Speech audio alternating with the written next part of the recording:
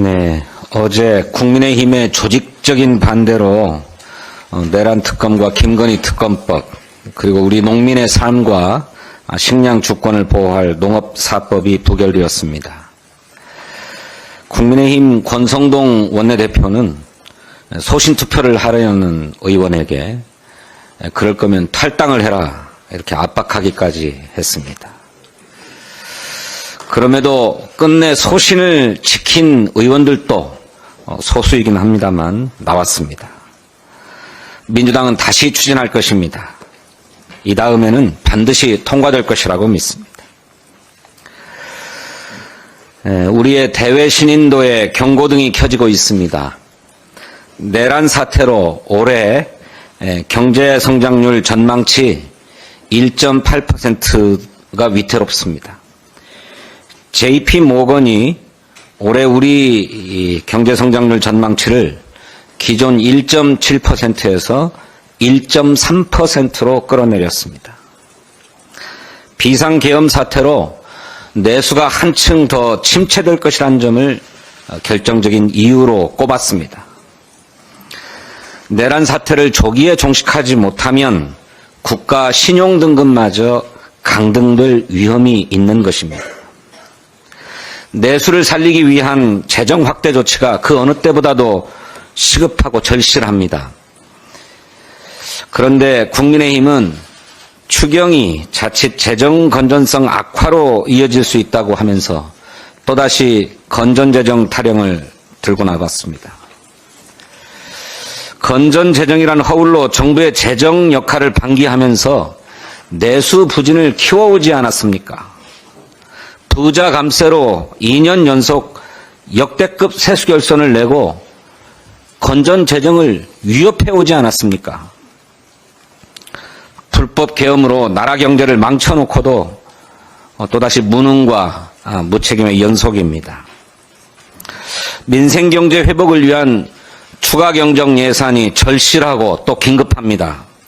민주당은 오늘 오전 국정협의체 실무협상에서 추경을 제1의제로 제기하겠습니다. 첫삽을 튼다는 표현도 한가롭습니다. 정부와 국민의힘도 포크레인으로 우리 경제의 불확실성을 한 번에 퍼낸다 하는 생각으로 적극 협조해 주시기를 당부합니다. 윤석열과 김건희가 명태균과 주고받은 SNS 메시지들이 공개됐습니다. 김건희는 명태균으로부터 여론조사 결과를 공표 전에 전달받고서 넵, 충성 이렇게 말했습니다.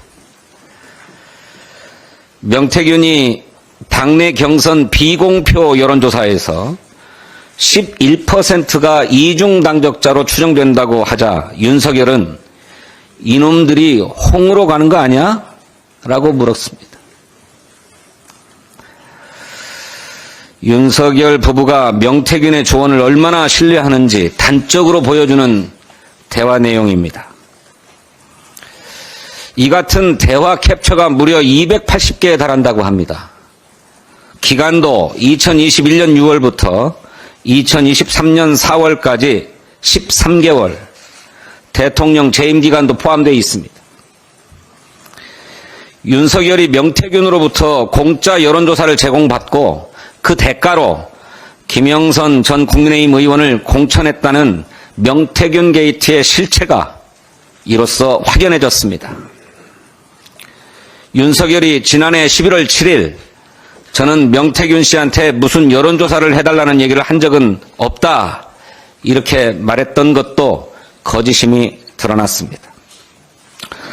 특검과 윤석열 탄핵만이 답입니다. 검찰은 이렇게 명백한 물증을 확보했지만 윤석열 부부를 소환조차 하지 않았습니다. 수사 의지가 없을 뿐더러 물증마저 은폐 왜곡하려는 의도가 아니었는지 의심스럽습니다. 윤석열이 비상계엄을 하겠다는 결심을 한 결정적 배경이 명태균 게이트라는 의혹이 많았습니다. 대통령의 육성 녹취가 공개되고 명태균 게이트의 실체가 드러나자 이를 덮기 위해서 내란을 일으킨 것 아니냐 하는 것입니다. 명태균에게 충성하고 무속과 불법 여론조사를 맹신하고 극우 유튜버 선동에 부정선거 망상에까지 빠진 자를 더는 관저에 방치해서는 안 됩니다.